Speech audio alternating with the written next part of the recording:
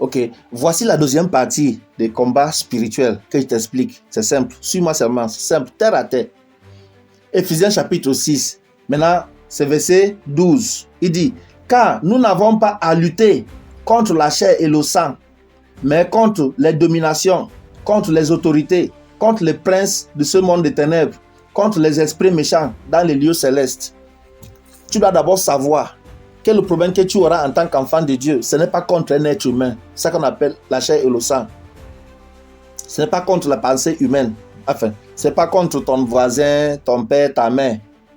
Ce n'est pas contre les êtres humains. Pour ceux-là qui envoient le feu du Saint-Esprit, ceux-là qui ont dit que c'est ta maman qui ne veut pas ton bien, c'est ton père qui ne veut pas ton bien. Non, le combat n'a rien à voir avec ça.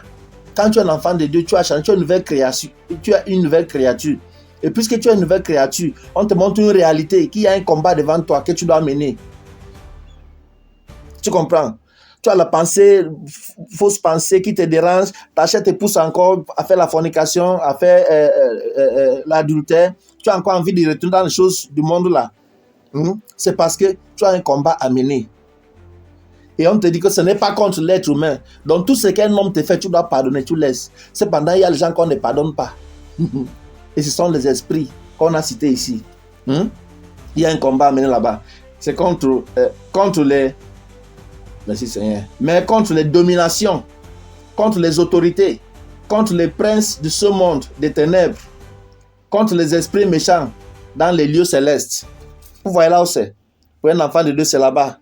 Et tu ne les combats pas à partir d'ici, tu les combats à partir du haut parce que tu es assis avec Jésus-Christ. Bon, je ne veux pas que cette vidéo soit longue. Vous avez compris?